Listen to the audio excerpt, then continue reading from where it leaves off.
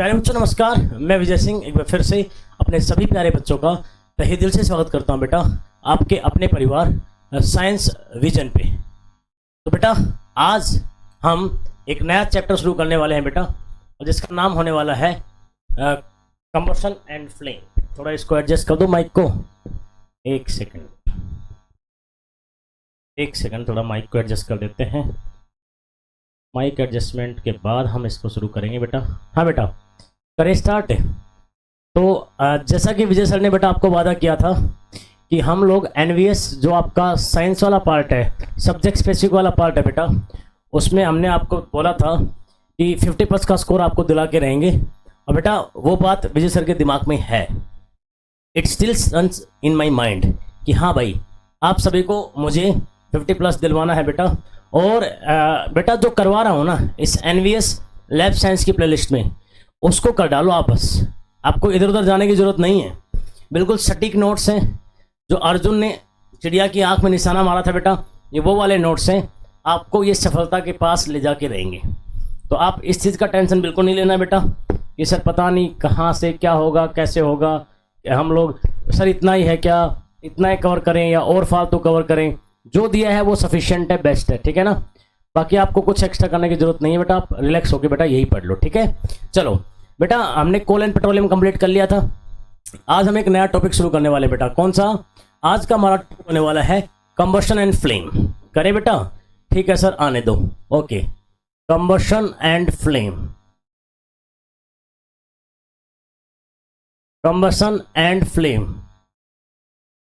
क्या बेटा? Combustion and flame. Mic को यार क्या हो गया, एक सेकंड बेटा।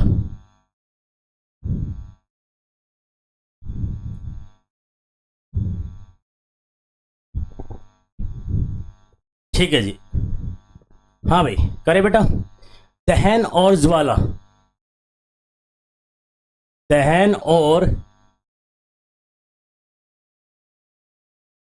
ज्वाला केमिस्ट्री का एक टॉपिक है, बहुत ही शॉर्ट टॉपिक है और बहुत ही स्वीट टॉपिक है।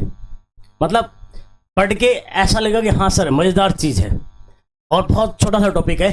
चलिए आज एक ही क्लास में इसको कवर कर देंगे, है ना बेटा। सबसे पहले तो इसके अंदर आप ये जानिए कि जो आपके फ्यूल्स होते हैं, फ्यूल्स बेटा क्या है? फ्यूल्स। वो जो आपके फ्यूल्स होते हैं बेटा वो आपको एनर्जी देते हैं, उसको आप बोलते हो ईंधन। याद है क्या बेटा? है ना, है ना। फ्यूल्स आर यूज्ड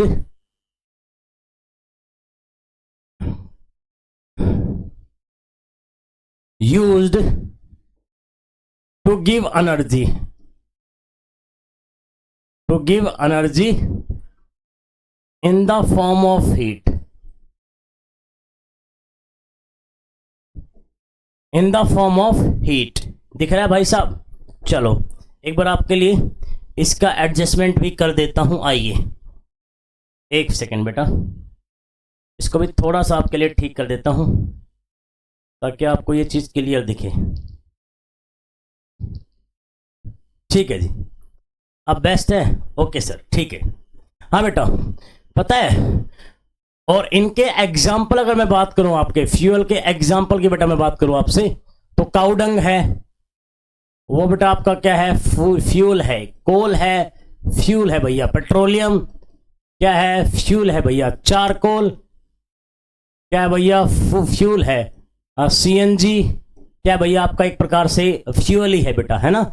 ये जो मैंने आपको लिखे हैं सब किसका काम बेटा? फ्यूल का। और आपका जो मैंने आपको चैप्टर पढ़ाया था बेटा कोल एंड पेट्रोलियम, वहां आपने देखा होगा इन्हीं सब की मैंने चर्चा की थी। याद है बेटा? हाँ सर बिल्कुल अच्छे से याद है। तो ये क्या है? ये फ्यूल है, ईंधन है। और ईंधन क्या होता है? ईंधन वो होता है जो हमें ऊर्जा देता है ऊष्मा के रूप में। ईंधन वो होता है जो हमें ऊर्जा देता है ऊष्मा के रूप में बेटा, है ना।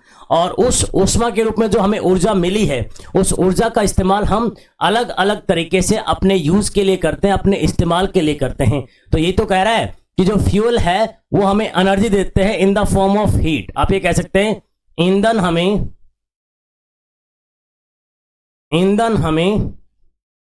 ऊष्मा के रूप में, ऐसा आप कह सकते हैं। ईंधन हमें ऊष्मा के रूप में बेटा क्या देते हैं? ऊर्जा देते हैं। ऊष्मा के रूप में ऊर्जा देते हैं। जैसे कि फॉर एग्जाम्पल काऊ डंग मतलब क्या होता है? गोबर। ऑब्वियस सी बात है, गोबर के आप उपले बनाते हैं और उनसे आप क्या करते हैं? उनको जला के आप हीट लेते हैं बेटा। याद होगा आपको, सबके घर में शायद ऐसा होता होगा। कोयला है, कोयला भी हम बहुत यूज करते हैं बेटा, इसको जला के हम उससे उष्मा लेते हैं। पेट्रोलियम है भाई साहब, अब पेट्रोलियम के प्रोडक्ट क्या थे? पेट्रोल, डीजल, आपको याद है बेटा? ये सब पेट्रोलियम के ही प्रोडक्ट है बेटा। इनसे भी हम क्या करते हैं? जला के उष्मा लेते हैं। याद है, जला के उष्मा लेते हैं बेटा। ये आपका बेटा लकड़ी वाला क्या है? आपका लकड़ी वाला क्या है? लकड़ी वाला कोयला जो है आपका, इससे हमें उष्मा मिलती है बेटा। संपीड़ित प्राकृतिक गैस है जो आपकी, जिसको आप सीएनजी कहते हैं। संपीड़ित प्राकृतिक गैस, जिसको आप सीएनजी कहते हैं बेटा। इससे हमारी गाड़ियां चल रही हैं। आपको याद है अपनी गाड़ियां किस चलती हैं? आजकल जो गाड़ियां हैं वो सीएनजी का दौर आ गया है बच्चा मेरे। और वो सीएनजी क्या करती है बच्चा मेरे? वो सीएनजी आपकी बेटा क्या करती है? इंजन में जो होता है ना, इंजन, जो उनका इंजन होता है गाड़ियों का, उसमें सीएनजी का कंबशन होता है, दहन होता है, और वहां से उष्मा मिलती है और उस उष्मा से हम गाड़ी के इंजन को ऑपरेट करते हैं बेटा। तो फ्यूल तो आप पहले से जानते हो, नहीं जानते तो सुन लीजिए। फ्यूल मतलब ईंधन क्या होता है? ईंधन ये होता है बेटा जिससे हम क्या करते हैं? उष्मा लेते हैं बेटा, उसको उष्मा लेते हैं। और उष्मा एक ऊर्जा का ही तो प्रकार है बेटा। Heat is the form of energy, हम सब जानते हैं, heat is the form of energy. वो हमें एक फ्यूल से मिलती है बेटा। बोलो क्लियर है क्या? और मैं आपको बता दूं, जैसे कैंडल जो है ना, कैंडल आपको पता है, candle, candle burn with flame, क्योंकि इस चैप्टर में हमें ज्वाला पढ़नी है। But coal does not. Sir आपने ये क्या लिखा? But coal does not. Sir आपने ये क्या लिखा? जरा थोड़ा सा एक्सप्लेन करो सर, ये क्या लिख दिया आपने? बेटा जो आपने अपने घर में मोमबत्ती जलाई है क्या कभी? जब हम मोमबत्ती को तीली से जलाते हैं ना, तो उसमें ज्वाला निकलती है, लो निकलती है। लेकिन कभी आपने कोयला जलाया है क्या? अगर घर में नहीं जलाया तो आजकल तो चलो इलेक्ट्रिक प्रेस आ गई, बट कहीं अगर प्रेस करवाने जाते हो, इस्त्री करवाने जाते हो, तो आज भी वो प्रेस है जिसमें कोयला भर के वो लोग प्रेस करते हैं। कोयला को आपने क्या देखा है? कोयले को आप कितना भी जला लो बेटा, उससे ज्वाला नहीं निकलती है, लो नहीं निकलती है, बस वो गर्म होता है और रेड हॉट हो जाता है, लाल हो जाता है गर्म होके, उससे ज्वाला नहीं निकलती है। हम क्या बोलेंगे बेटा? मोमबत्ती के जलने पर, मोमबत्ती के जलने पर लो निकलती है, ज्वाला निकलती है, परंतु बेटा, परंतु कोयले के जलने पर नहीं निकलती। कोयले के जलने पर ज्वाला नहीं निकलती। ये दोनों ही आपके ईंधन हैं। ज्वाला नहीं निकलती, ज्वाला नहीं निकलती बच्चा मेरे, ये दोनों ही आपके ईंधन हैं। कोयला भी आपका एक ईंधन है, और मोमबत्ती को आप ईंधन की कैटेगरी में मत डालो। अदरवाइज मोमबत्ती में क्या होता है बेटा? हम उसको जला के और उससे हम हीट निकालते हैं। तो मोमबत्ती की बजाय आप, मोमबत्ती किसकी बनी होती है? मोमबत्ती बनी होती है पैराफिन वैक्स की। मतलब पैराफिन जो आपका मोम होता है, उस मोम की बनी होती है। और मोम क्या होता है? ईंधन होता है। मोम क्या होता है? ईंधन। और जो पैराफिन वैक्स है उसके बारे में मैंने आपको समझाया था, पेट्रोलियम का एक प्रोडक्ट होता है, पेट्रोलियम का एक उत्पाद होता है बेटा आपका, क्या? पैराफिन वैक्स, पैराफिन मोम। और उस मोम की मोमबत्ती बनी होती है। जब वो जलती है तो एक प्रकार से मोम तो आपका ईंधन में ही आता है, कोयला भी आपका ईंधन में आता है। इनको हम जलाते हैं और उष्मा लेते हैं। इनको हम हीट करके क्या लेते हैं बेटा? हीट एनर्जी लेते हैं, और उसका हम वेरियस प्लेसेस पे इस्तेमाल करते हैं। आप सबको पता होगा बेटा। तो ये कह रहा है कि जो दोनों ही आपके क्या है? ईंधन है, फ्यूल है। बट क्या होता है, जो आपकी कैंडल है प्यारे बच्चों, वो लो के साथ जलती है, पर जो आपका कोयला है वो लो के साथ नहीं जलता। और इस चैप्टर में फोकस किस पे करना है? ज्वाला पे तो करना है, फ्लेम पे तो करना है, और कंबशन पे करना है, और दहन पे करना है। बोलो क्या बेसिक बातें आपको समझ में आई? क्योंकि जलाते किसको हैं? देखो चैप्टर का नाम है दहन और ज्वाला, कंबशन और फ्लेम। कंबशन किसका होगा? ऑब्वियस सी बात है, फ्यूल का होगा सर, ईंधन का ही तो कंबशन होगा। इसलिए मैंने चैप्टर की शुरुआत किससे की है? ईंधन से की है। आपको ये पता होना चाहिए ईंधन क्या होते हैं, और ईंधन कौन कौन से एग्जाम्पल ईंधन के मैंने आपको दिए हैं। एग्जाम्पल मैंने आपको किसके दिए बेटा? फ्यूल के दिए हैं।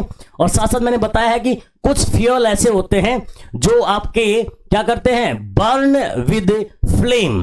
दहन होता है उनका, लेकिन एक ज्वाला के साथ होता है। कुछ आपके ईंधन ऐसे भी होते हैं बच्चा मेरे, जो आपके ज्वाला के साथ नहीं दहन होता, वो सिंपली रेड आउट हो जाते हैं, लाल होकर गर्म हो जाते हैं, बल्कि उनसे जो ज्वाला है वो नहीं बनती है। तो बेसिकली ईंधन के बारे में तो हम पढ़ने वाले हैं कि कौन से ईंधन का कंबशन होता है, ज्वाला निकलती है, ज्वाला कैसे निकलती है, ये तो इस चैप्टर की कहानी होने वाली है मेरे प्यारे बच्चों। समझ में आया कि नहीं आया? और विजय सर का जो फ्लेवर है आप जानते हो कैसा है। विजय सर को तब तक संतुष्टि नहीं मिलती, तब तक आश्वासन नहीं मिलता, तब तक सेटिस्फेक्शन नहीं मिलता, जब तक एक चीज मेरे बच्चे के दिमाग में नहीं फिट हो जाए, जब तक एक चीज मेरा बच्चा कंप्लीटली लर्न ना कर ली, जब तक मैं एक चीज में मेरे बच्चे को कॉन्फिडेंस ना आए बेटा, तब तक सर को सेटिस्फेक्शन नहीं मिलता है बेटा। तो वही सर कोशिश करते हैं। और साइंस के 50+ के लिए आप बिल्कुल क्या कहते हैं बेफिक्र रहो आप बेटा, टेंशन लेने की आवश्यकता नहीं है 1% भी, बेफिक्र रह के काम करो। साइंस के 50+ यहां से आएंगे। एनवीएस की जो ये प्लेलिस्ट है साइंस की, इसको आप लगाते रहो बेटा। बोलो भाई साहब, क्या बेसिक पार्ट क्लियर है मेरे सभी प्यारे विद्यार्थियों का? क्या मेरे सभी प्यारे विद्यार्थियों का बेसिक पार्ट क्लियर है? चलो तो भाई साहब क्लियर है, तो इसका ले लो फटाफट से स्क्रीनशॉट। और अब हम चलेंगे आगे भाई साहब, हम चलेंगे आगे, चलेंगे भाई साहब, ठीक है? चलो भाई, चले बेटा, चलो आ जाओ। अब मैं ये बताता हूं ये कंबशन क्या होता है। पहला जो आपका हेडिंग डाल रखा आपने, जो चैप्टर का नाम है, उसमें जो कंबशन आपने सबसे पहले बोला है कंबशन, ये जो आपने दहन नाम से सबसे पहले चीज बोली है, ये दहन होती क्या है आइए मैं आपको बताता हूं बेटा। जब भी कोई चीज ऑक्सीजन की प्रेजेंस में, ऑक्सीजन की उपस्थिति में जल के क्या देती है, उष्मा और प्रकाश देती है, तो उसे कहते हैं हम दहन। उसे हम क्या कहते हैं बच्चा? दहन कहते हैं भाई। उसे हम क्या कहते हैं भाई साहब? दहन कहते हैं। तो ये क्या है बेटा? Burning of a substance. आप कैसे कह सकते हैं इसको? Burning of a substance in the presence of oxygen, in the presence of oxygen and gives heat and light। बाकायदा एग्जाम्पल देके समझाऊंगा, टेंशन लेने की आवश्यकता नहीं है किसी बच्चे को। सर के पास यही खास बात है, सर का यही ट्रेडमार्क है, एग्जाम्पल देके क्लियर करके जाएंगे सर आपको बेटा, ठीक है ना? क्या है, क्या है? किसी भी पदार्थ का, किसी भी पदार्थ का, किसी भी पदार्थ का बेटा ऑक्सीजन की उपस्थिति में, ऑक्सीजन की उपस्थिति में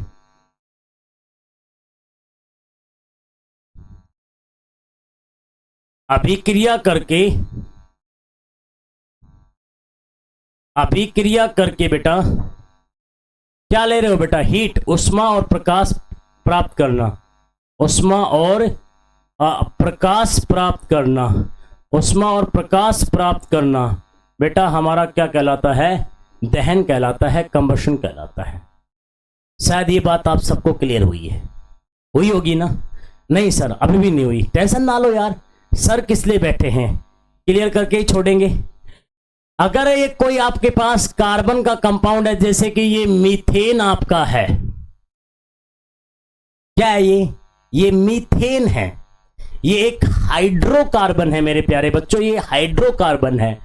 इसको अगर आप ऑक्सीजन के प्रेजेंस में जलाते हैं तो आपको मिलेगा कार्बन डाइऑक्साइड, आपको मिलेगा वाटर, आपको मिलेगी उष्मा, आपको मिलेगा प्रकाश। बैलेंस करने की इच्छा हो रही है रिएक्शन को सर हमारी, कर लो बैलेंस। O2 तो एक ही है, C भी एक ही है, यहां पे O 3 है, यहां पे O क्या बेटा 3 है, देख रहे हो आप, 2 और 1 3, या तो इसको आप 2s2 कर लो, तो 2 और 2 4 ऑक्सीजन हो जाएंगे, तो यहां पे आप 2 कर लो जी, आपके 4 ऑक्सीजन हो गए, इधर से भी आपके 4 ऑक्सीजन हो गए, ये मामला बैलेंस है। अब बात आओ हाइड्रोजन पे, हाइड्रोजन 2 और 2 4 है, हाइड्रोजन आपके 4 ही हैं, कार्बन 1 है, कार्बन 1 है, बिल्कुल संतुलित रासायनिक अभिक्रिया है। इस पदार्थ को मैंने ऑक्सीजन की प्रेजेंस में जलाया है। जलाने के बाद मुझे क्या मिला है? जलाने के बाद मुझे क्या मिला है बेटा? जलाने के बाद मुझे मिला है कार्बन डाइऑक्साइड, वाटर, हीट और लाइट, मतलब उष्मा और प्रकाश आपको इसने दिया है साथ में। और इसी को तो हम क्या कहते हैं विद्यार्थियों? ये आपको दिख रहा है क्या? कंटेंट पूरा एक बार चेक करो। दिख रहा है सर, कोई दिक्कत नहीं। इसी को तो हम उष्मा और प्रकाश कहते हैं बेटा, इसी को हम उष्मा और प्रकाश कहते हैं। और ये जो आपका मैंने मामला बताया है, ये किसका एग्जाम्पल है? कंबशन का एग्जाम्पल है बेटा। और मोस्ट ऑफ द फ्यूल्स जो मैंने आपको एग्जाम्पल दिए, most of the fuels are carbon compounds बेटा। अधिकतर ईंधन क्या है बेटा? कार्बन के यौगिक है मेरे प्यारे बच्चों। Most of the fuels are carbon compound बेटा, है ना। तो ये कार्बन कंपाउंड एक प्रकार से फ्यूल मान लो, मीथेन गैस है, ये ऑक्सीजन के प्रेजेंस में जल रही है, कार्बन डाइऑक्साइड गैस दे रही है, वाटर दे रही है और साथ में हीट और लाइट दे रही है। ये कंबशन का ही तो एग्जाम्पल है। यहां याद रखना, कंबशन के लिए ऑक्सीजन नेसेसरी है, ऑक्सीजन इज नेसेसरी।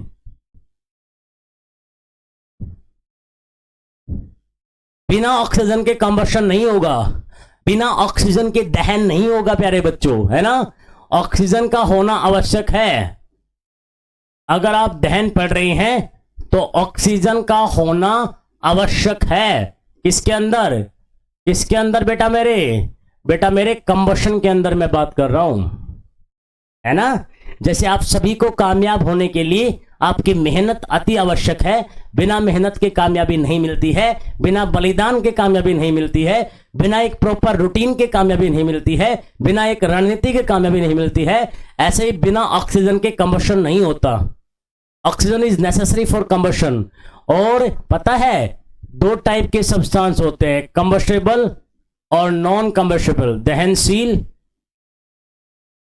दहनशील आप बोल सकते हैं।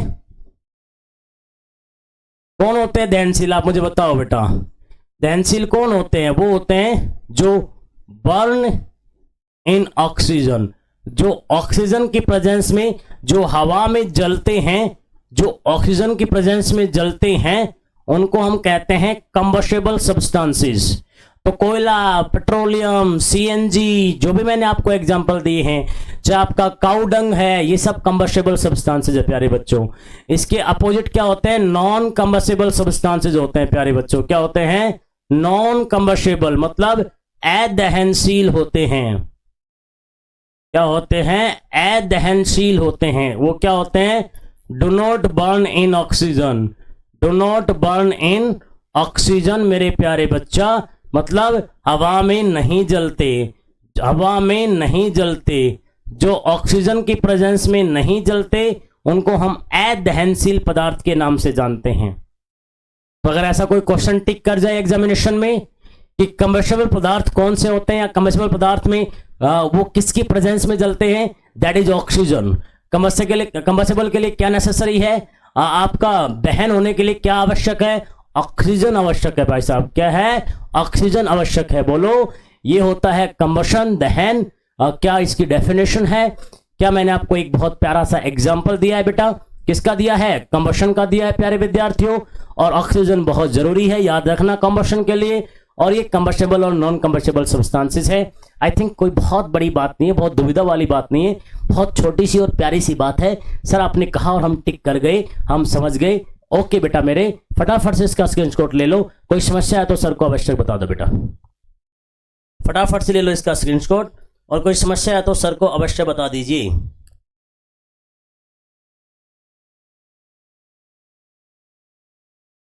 चले भाई आगे, ले लिया आपने स्क्रीनशॉट?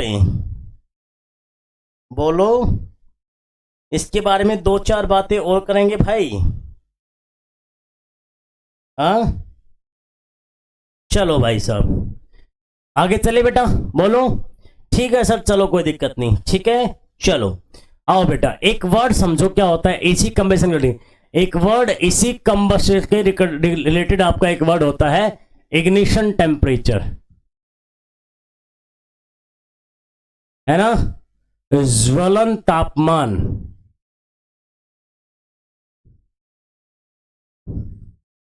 अब एक बढ़िया से एग्जाम्पल के साथ आप इसको समझो। आप बेटा मेरे, शायद चलो अब तो गैस आ गए, पर पहले मम्मी अपनी है ना लकड़ी के चूल्हे पे खाना बनाया करती थी। ये अच्छे से याद है, मुझे भी याद है और आपको भी याद होगा। मम्मी अपनी लकड़ी के चूल्हे पे खाना बनाया करती थी, आपको याद होगा, मुझे भी याद है। अब वो आग बुझ जाती थी ना, तो मम्मी है ना फूंक मार मार के आग जलाती थी। पहली बात तो आग क्यों बुझ जाती थी? क्योंकि अगर तापमान इग्निशन टेम्परेचर से नीचे हो जाए तो ज्वाला नहीं आएगी, तो ज्वाला नहीं आएगी। ज्वाला को आने के लिए, फ्लेम को आने के लिए एक मिनिमम टेम्परेचर की आवश्यकता होती है, एक न्यूनतम ताप की आवश्यकता होती है। उस न्यूनतम ताप तक तो आपको पहुंचना ही पड़ेगा। उसके बाद जिसको भी आप जला रहे हो उसमें क्या आएगी? ज्वाला आएगी। जिसमें ज्वाला नहीं आनी वो एक अलग चीज है जैसे, पर जिसमें ज्वाला आनी है तो ज्वाला लाने के लिए एक न्यूनतम ताप चाहिए, एक मिनिमम टेम्परेचर चाहिए। जब वो टेम्परेचर डाउन हो जाता तो आपकी आग बुझ जाती है। फिर मम्मी क्या करती है? मम्मी फूंक मारती है। मम्मी फूंक मार के क्या कर रही है? मम्मी फूंक मार के उस लकड़ी का टेम्परेचर इंक्रीज कर रही है, वुड का टेम्परेचर इंक्रीज कर रही है, लकड़ी का तापमान बढ़ा रही है, ताकि फूंक मारते मारते लकड़ी का तापमान इतना हो जाए कि जहां पे वो ज्वाला पकड़ ले, जहां पे वो फ्लेम कैच कर ले और उसमें क्या आ जाए बेटा? आपकी फ्लेम आ जाए, ज्वाला आ जाए। बोलो। तो हर किसी के लिए जो भी कंबस्टेबल सब्सटेंसेस हैं, जो भी आपका दहनशील पदार्थ हैं, उनका एक न्यूनतम ताप होता है। उस ताप पे जाके वो क्या देता है बेटा? आपका ज्वाला देता है, जो आपका क्या देता है? फ्लेम देता है। उस न्यूनतम ताप को हम क्या कहते हैं? इग्निशन टेम्परेचर कहते हैं, ज्वलन ताप कहते हैं। क्या कहते हैं बेटा? ज्वलन ताप कहते हैं। बोलो क्लियर है क्या? अरे बोलो क्लियर है क्या? ठीक है जी। ये क्या है? Minimum temperature at which a substance catches fire. A substance catches fire. आग पकड़ लेता है भाई साहब, है ना? है ना? है ना? पदार्थ का न्यूनतम तापमान प्यारे बच्चों, जहां पर वह आग पकड़ लेता है, वह आग पकड़ लेता है, उसको हम कहते हैं इग्निशन टेम्परेचर। और हर पदार्थ का अलग अलग होता है बेटा, हर पदार्थ का अलग अलग होता है। अगर आपको उस पदार्थ को आग पकड़वानी है, अगर आप चाहते हो कि वो सब्सटेंस कैचेस फायर, तो आपको वो न्यूनतम तापमान तो देना पड़ेगा, इतना तो आपको उसको हीट करना पड़ेगा, उसको उष्मा देनी पड़ेगी कि न्यूनतम तापमान को पार कर सके, मिनिमम टेम्परेचर की रेंज में पहुंच सके। उसके बाद ही वो आग पकड़ेगा, उसके बाद ही वो आग पकड़ेगा। क्यों ना स्पेस का इस्तेमाल कर लिया जाए सर? बिल्कुल बेटा, स्पेस का इस्तेमाल कर लेते हैं। इसको भेज देते हैं ऊपर, क्योंकि यहां पे इसी के बेस पे प्यारे बच्चों हम बात करेंगे इनफ्लेमेबल सब्सटेंसेस क्या होते हैं। इनफ्लेमेबल सब्सटेंसेस क्या होते हैं? ये वर्ड आपने सुना होगा अवश्य। इनफ्लेमेबल सब्सटेंसेस क्या होते हैं?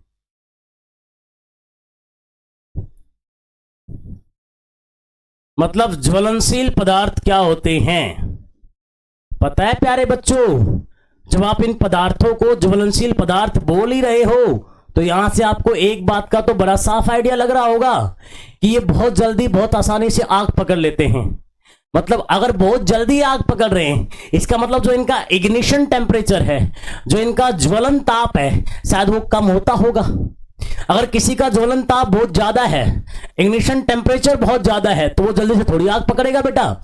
तो ये लोग बहुत जल्दी से आग पकड़ लेते हैं। तो इनके साथ दो चीजें होती हैं। पहली क्या बेटा?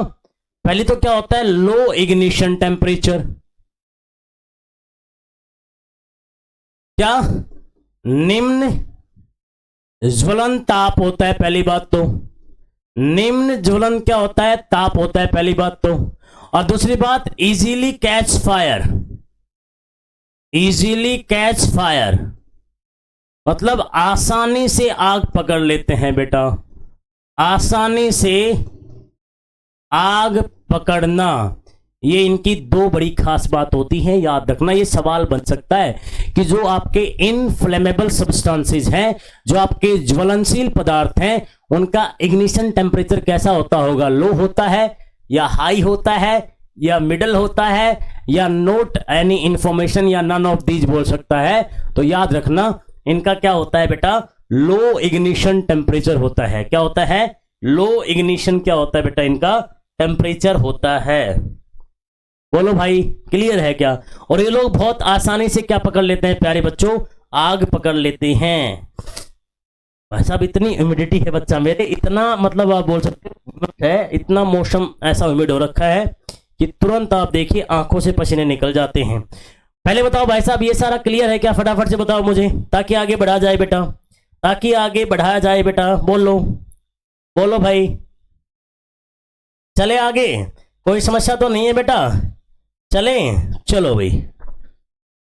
दहन के लिए सपोर्टिव इन्वायरमेंट क्या होता है बेटा, जो आपका कंबशन आप कह रहे हो यहां पे, इसके बाद क्या हो जाएगा, वो आग पकड़ लेगा। तो हम बात कर रहे हैं सपोर्टर ऑफ कंबशन क्या होता है, दहन का समर्थक क्या होता है। एक शब्द आता है supporter of combustion, supporter of combustion आता है, नाम तो आपको समझ में आ रहा होगा, दहन का समर्थक। यार आप कंबशन चाहते हो ना किसी सब्सटेंस का, आप चाहते हो कि एक सब्सटेंस का दहन बहुत बढ़िया से हो, अच्छे से आग पकड़े, बढ़िया से गर्म हो, आप ये चाहते हो ना। तो जो उसके सराउंडिंग का एटमॉस्फेयर है ना, जो उसके सराउंडिंग के जो गैसेज है बढ़िया होगा, अगर उसमें अधिक से अधिक क्या होगी, ऑक्सीजन होगी। एक्चुअल में ये क्या होता है, ये होता है सराउंडिंग गैसियस एनवेलप। जहां पे दहन हो रहा है, जहां पे कंबशन हो रहा है प्यारे बच्चों किसी भी सब्सटेंस का, उसके चारों तरफ गैसियस एटमॉस्फेयर कैसा है ना, है ना, चारों तरफ का जो आपका गैसीय वातावरण होता है वो एक्चुअल में क्या होता है, सपोर्टर ऑफ कंबशन होता है। अगर मेरे भाई चारों तरफ ऑक्सीजन है ही नहीं, ये मान लो आप, चलो थोड़ी बहुत ऑक्सीजन है, और आपने कोई सब्सटेंस, कोई कंबसेबल सब्सटेंस का, कोई दहनशील पदार्थ का आपने कंबशन करवा दिया, दहन करवा दिया मेरे प्यारे बच्चों, तो अगर आपका एटमॉस्फेयर सपोर्ट नहीं कर रहा, अगर आपका वातावरण आपका अनुकूल नहीं है, उसमें ऑक्सीजन बहुत कम है, तो उसका जो कंबशन है वो कंप्लीटली नहीं होगा, पूर्ण दहन नहीं होगा। बट अगर अपने आसपास के एनवायरनमेंट में जहां पे हम दहन कर रहे हैं बढ़िया मात्रा में ऑक्सीजन है, अच्छी मात्रा में ऑक्सीजन है, तो भाई साहब जिसको आप जला रहे हो, जिसका आप दहन कर रहे हो, उसका पूर्ण दहन होगा, कंप्लीट कंबशन होगा। तो ये जो गैसियस एनवेलप होता है उस सब्सटेंस के आसपास, वो उसका सपोर्टर होता है, किसका, कंबशन का। और यहां से एक बात और डालो, नोट डाल के एक बात और लिखो कि जो रेट ऑफ कंबशन होता है, जो दहन का दर होता है, मेरी बात सुनना, जो दहन का दर होता है ये समानुपाती होता है, प्रोपोर्शनल होता है, क्या होता है, ऐसे कह लो, smaller size of particle, smaller size of particle, कणों के छोटे आकार के, कणों के छोटे आकार के। सर इसका मतलब क्या है, थोड़ा समझाओ सर, आपने लिख तो दिया लेकिन हमें समझ में नहीं आया। सुनो, जिसका भी आप दहन कर रहे हो, जिसका भी आप कंबशन कर रहे हो बेटा, ऑक्सीजन की प्रेजेंस में जिसको आप जला रहे हो, जितने छोटे उसके पार्टिकल होंगे ना, कंबशन उतना ही फास्ट होगा। क्या होगा, कंबशन उतना ही फास्ट। जिसका कंबशन हो रहा है उसके जो पार्टिकल हैं, उसके जो कण हैं, वो जितने छोटे साइज के होंगे, जितने स्मॉल साइज के होंगे बेटा, उतना ही फास्ट क्या होगा, आपका कंबशन होगा, उतना ही तेजी से आपका दहन होगा। जो रेट ऑफ कंबशन क्या होगी, उतनी ही क्या होगी, ज्यादा होगी। जितने छोटे होंगे उतना ही क्या होगा बेटा, आपका बढ़िया कंबशन। ये इसका सराउंडिंग की बात कर रहा हूं बेटा मैं, ये इसके कंबशन की बात कर रहा हूं बेटा। बोलो, अरे बोलो, क्लियर है क्या, कोई समस्या है तो मुझे बताओ बेटा, है बोलो, ठीक है ना, ठीक है। अब इतनी बात तो आपको शायद पता ही होगा ना कि जो इनफ्लेमेबल सब्सटेंस हैं, ओबियस सी बात है भाई, उनका कंबशन फास्ट होगा as compare to other substances. इसमें तो क्या बात है यार, इसमें तो नोट का पहला पॉइंट, नोट का दूसरा पॉइंट क्या है ये है जी कि जो इनफ्लेमेबल सब्सटेंस हैं will have faster rate of combustion than wood etcetera. जो ज्वलनशील पदार्थ है यार भाई वो तो जलना चाहते हैं ना, उनका तो इग्निशन टेम्परेचर लो है ना, उनका तो बेटा ज्वलन ताप क्या है कम है ना, वो तो आसानी से आग पकड़ लेते हैं ना बेटा। तो इसलिए जो आपके ज्वलनशील पदार्थ है, ज्वलनशील पदार्थों का जो दहन का दर है मेरे प्यारे बच्चों वो क्या है, लकड़ी से ज्यादा होगा। ओब्वियस सी बात है भाई साहब, तभी तो आपने इनको ज्वलनशील बोला है यार। पेट्रोल है बेटा आपका इनफ्लेमेबल है, ज्वलनशील है, तुरंत आग पकड़ लेगा। डीजल है आपका क्या है, ज्वलनशील है, इनफ्लेमेबल है बेटा आपका, है ना। अल्कोहल है आग पकड़ लेता है, क्या है बेटा आपका, इनफ्लेमेबल है, ज्वलनशील है। तो ये जल्दी आग पकड़ेंगे एज कंपेयर टू लकड़ी के बजाय जो आपके पेट्रोल डीजल मैंने आपको बोला है ये ज्यादा फास्ट क्या करेंगे, कंबशन करेंगे, इनकी दहन की दर क्या होगी, एक्चुअल में ज्यादा होगी। सर क्लियर है क्या, बताओ मुझे। ज्वलनशील ताप के बारे में आपको पता होना चाहिए क्या होता है जी। वो मिनिमम ताप होता है जो न्यूनतम ताप होता है जिससे नीचे आग नहीं पकड़ेगा कोई पदार्थ, उसके ऊपर आग पकड़ लेगा कोई पदार्थ। और ये मैंने कुछ छोटी मोटी बातें बताई हैं जो आपको एज ए नॉलेज के रूप में आपको पता होनी चाहिए मेरे प्यारे बच्चों। छोटा सा टॉपिक है, प्यारा सा टॉपिक है ना, कोई बहुत बड़ा टॉपिक नहीं है। रिलैक्स होके पढ़ते जाओ, बिल्कुल सटीकता से आपको लेके चल रहा हूं, मजेदार चीजें आपको पढ़ाते चल रहा हूं बेटा, और मजेदार चीजों को बढ़िया से एक्सप्लेन करते हुए आपके साथ चल रहा हूं बेटा। और जो अपना टारगेट है, लक्ष्य है, लक्ष्य मत भूलो, लक्ष्य भूल जाओगे तो सारा मामला बिगड़ जाएगा। कोई भी डिविएशन आती रहे, कोई भी भटकाव आता रही, वैकेंसी के साथ ये हो गया, वैकेंसी के साथ वो हो गया, आज ये कोर्ट केस हो गया, आज वो हो गया, इन चीजों से भटकना नहीं। अगर आपने लैब अटेंडेंट बनने का सोच रखा है तो बिल्कुल नहीं भटकना है। दिमाग को कंसंट्रेट कर लो, एक जगह केंद्रित कर लो, तैयारी अपनी 2-3 घंटे की लगातार 3 से 4 घंटे की पर डे तैयारी अपने कंटिन्यू रखो। एनटेक कभी एग्जाम कराए, हम तैयार बैठे हैं भाई साहब, हमने सिलेक्शन सोच रखा है भाई साहब, हम एनयूएस में सेलेक्ट होना चाहते हैं भाई साहब। तो आप तो उसकी तरफ फोकस रखो बढ़िया से, ठीक है। बाकी काम तो सर कर रहे हैं आप सब लोगों के साथ मिलके। सर आपके लिए बिल्कुल वेल ऑर्गेनाइज कंटेंट का अरेंजमेंट कर रहे हैं, आप वेल ऑर्गेनाइज मेहनत करते रहो मेरे प्यारे बच्चों। मुझे आप लोगों से यही उम्मीद है और मुझे यही आस है कि सिलेक्शन के बाद बहुत सारे बच्चों के मेरे पास कॉल आने वाले हैं कि सर मजा आ गया, सिलेक्शन हो गया। आपके लड्डू का सदैव इंतजार रहेगा। बोलो भाई साहब इतना समझ में आया कि नहीं आया, फिर चलते हैं आगे। इसका ले लो बढ़िया से स्क्रीनशॉट, क्या ले लो इसका बढ़िया से स्क्रीनशॉट ले लो भाई साहब। एक टॉपिक तो मैंने आपको कल ही करवाया था बेटा, देखो रिपीट हो रहा है कि जिनको आग पकड़ ले, आग किसको पकड़ेगी, कंबेसिबल सब्सटेंस को पकड़ेगी, दहनशील पदार्थ को पकड़ेगी और इनफ्लेमेबल सब्सटेंस को पकड़ेगी, है ना, ज्वलनशील पदार्थ को पकड़ेगी आग। अगर उस आग को काबू में पाना है तो फायर एक्सटिंग्विशर हमने कल की क्लास में ही किए थे, आपको याद होगा, है ना, हाउ टू कंट्रोल फायर या कंट्रोल फायर, कंट्रोलिंग ए फायर, है ना।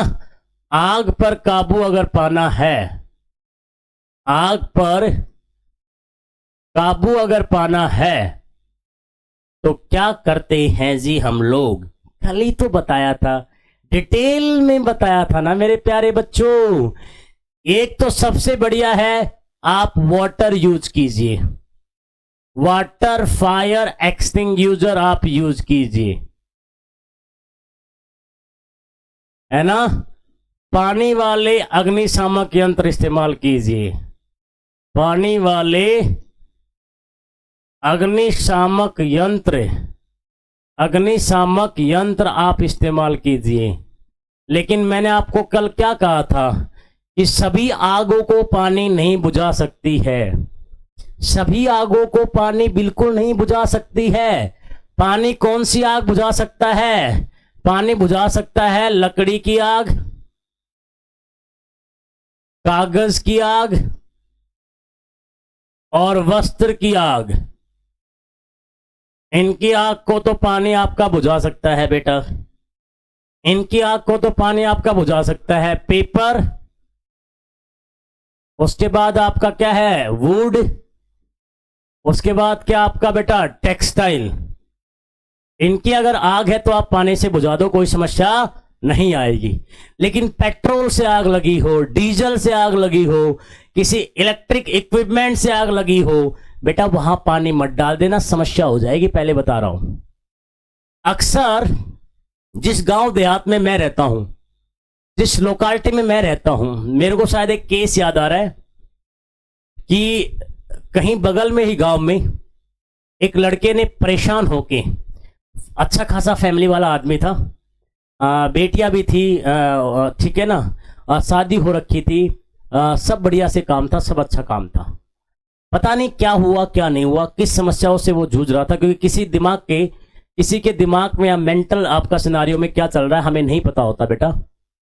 बट देखो ट्रेजेडी ये हुई, विडंबना ये हुई कि उसने केरोसिन ऑयल डाल के, मिट्टी का तेल डाल के आग लगा ली। क्या लगा ली जी, आग लगा ली। चलो आग इंसान एक बार रोष में आके लगा तो लेता है, वो चाहता है कि मैं मरूंगा जी, गुस्से में होता है या टेंशन में होता है या स्ट्रेस में होता है, सुसाइड करने की सोच लेता है, जो आज के मेरे हिसाब से सबसे बड़ा पाप है यार। क्योंकि जिस परिवार के लिए आप आए हो, जिस परिवार के लिए आपने जन्म दिया है, और उस परिवार ने आपके लिए बहुत कुछ किया है, बहुत कुछ किया आपके लिए, आपको बड़ा किया है, आपको पढ़ाया है, लिखाया है, पालन पोषण किया है, माँ ने 9 महीने आपको पेट में रखा है, बहुत तकलीफें सही है, तो एटलीस्ट आपको उस परिवार की तरफ जरूर देखना चाहिए कि सर भाई साहब कितना भी स्ट्रेसफुल सिचुएशन हो, कितना भी दुख वाली बात हो, हमें ऐसी चीजें बिल्कुल नहीं करनी चाहिए। ये बिल्कुल गलत है भाई साहब। आप एटलीस्ट आपको अपनी फैमिली के लिए सब नहीं करना चाहिए। सोसाइटी तो गई भाड़ में, ठीक है। तो उसने लगा ली भाई आग, केरोसिन ऑयल डाल के आग लगा ली।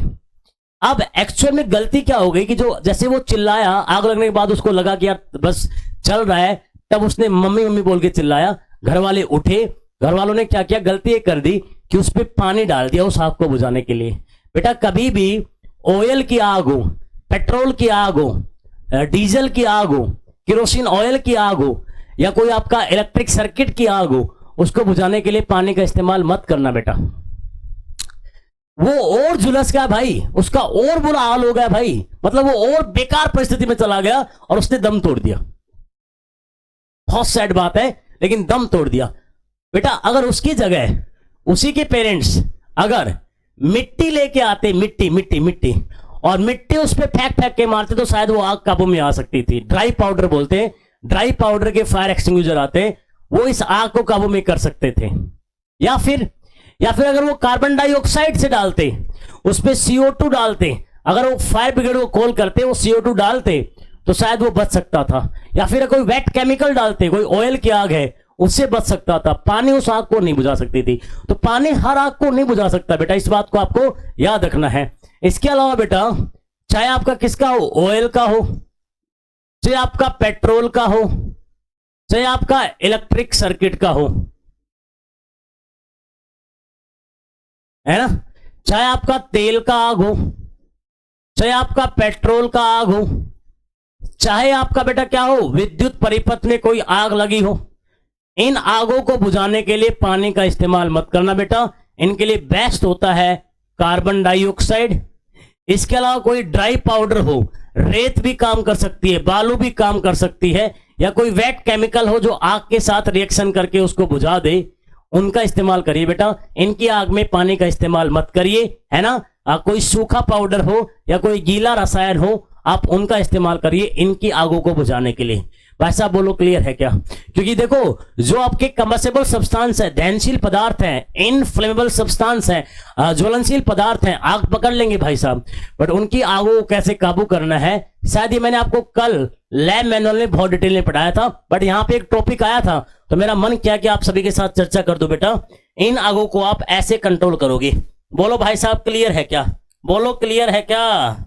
बोलो क्लियर है क्या? ठीक है, ठीक है जी, चले आगे, चले आगे, चलो भाई ठीक है। अब हम पढ़ते हैं टाइप्स ऑफ कंबसन बेटा। क्या टाइप्स ऑफ कंबसन पढ़ते हैं भी, है ना। चलो आ जाओ, अब हम पढ़ते हैं टाइप्स ऑफ कंबसन।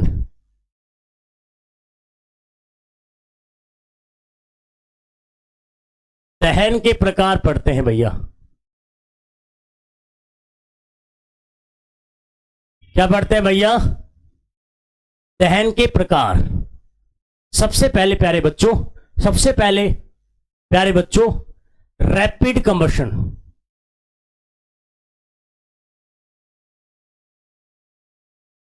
तीव्र दहन। सर नाम तो बता रहा है, कोई भी कंबसेबल सब्सटेंस, कोई भी दहनशील पदार्थ जब बहुत तेजी से ऑक्सीजन की प्रेजेंस में क्या होता है, जलता है ना। Substance burn with oxygen at very fast rate, at very fast rate. कोई भी पदार्थ बहुत तेज दर से, है ना, है ना, है ना, क्या बेटा, ऑक्सीजन की उपस्थिति में, ऑक्सीजन की उपस्थिति में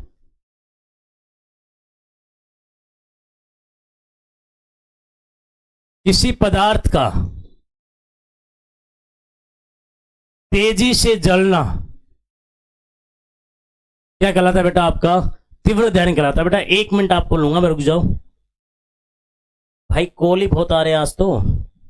चलो जी, कॉलों को भी बाद में निपटाएंगे, है ना, कॉल्स को भी बाद में निपटाएंगे, कोई दिक्कत नहीं बेटा, है ना, ठीक है। चलो अब मुझे एक बात बताओ बेटा, अगर किसी भी सब्सटेंस को आप बहुत फास्ट रेट पे जलाना चाहते हो, जैसे मान लो आपके घर का चूल्हा ही है, मम्मी खाना पका रही है और मम्मी एक ऐसा खाना पका रही है जिसमें बहुत सारी आग की आवश्यकता है, बहुत सारी अग्नि की आवश्यकता है, तो उसको लगातार क्या करना पड़ेगा, और वुड को, लकड़ी को क्या करना पड़ेगा, फास्ट रेट पे कंबस्टेबल करना पड़ेगा, दहन करना पड़ेगा। उसके लिए मम्मी क्या करेगी, मम्मी बाहर से सप्लाई देती रहेगी, क्योंकि इसके लिए बाहर से आपूर्ति आवश्यक है, याद रखना, बाहर से आपूर्ति आवश्यक है, बाहर से आपूर्ति आवश्यक है, आपूर्ति आवश्यक है। अगर आप बहुत तेजी से कोई दहन कराना चाहते हो तो, है ना, external supply of oxygen is must, external supply of oxygen is must. आप खुद सोच के देखो ना मेरे प्यारे बच्चों, अगर आप किसी भी चीज का तीव्र गति से दहन करना चाहते हो, तो आपको लगातार बाहर से ऑक्सीजन सप्लाई करनी पड़ेगी, और उस ऑक्सीजन की सप्लाई से क्या होगा, वो जो आपका कंबशन है वो बिल्कुल फास्ट रेट में होता रहेगा, तीव्र दर में होता रहेगा। तो ये जो आपका रैपिड कंबशन है, जो पहले टाइप का कंबशन है, इसको एक्सटर्नल सप्लाई की आवश्यकता होती है। बिना एक्सटर्नल सप्लाई के फास्ट कंबशन आप नहीं करवा सकते, रैपिड कंबशन आप नहीं करवा सकते, तीव्र दहन आप नहीं करवा सकते। इसकी यही हाईलाइट है कि इसको बाहर से आपूर्ति आवश्यक है, इसको एक्सटर्नल सप्लाई ऑफ ऑक्सीजन बेटा बहुत जरूरी है, तभी आपका जो रेट ऑफ कंबशन है वो इंक्रीज करेगा, तभी आपका दहन का जो दर है वो बेटा क्या करेगा, बढ़ेगा। क्या करेगा बेटा आपका, वो बढ़ेगा। बोलो क्लियर है क्या? ये आपका फर्स्ट टाइप है, 2 टाइप और है, हम पढ़ेंगे, टेंशन ना लो। पहले बताओ भाई साहब, ये और ये क्लियर है क्या? ये तो आपने पढ़ ही लिया था, वो बता दो बेटा क्लियर है क्या, फिर हम आगे बढ़ जाते हैं आपके लिए। बढ़ जाए आगे, बोलो चले भाई, बढ़ जाए आगे, फटाफट से स्क्रीनशॉट ले लो मेरे प्यारे बच्चों इसका।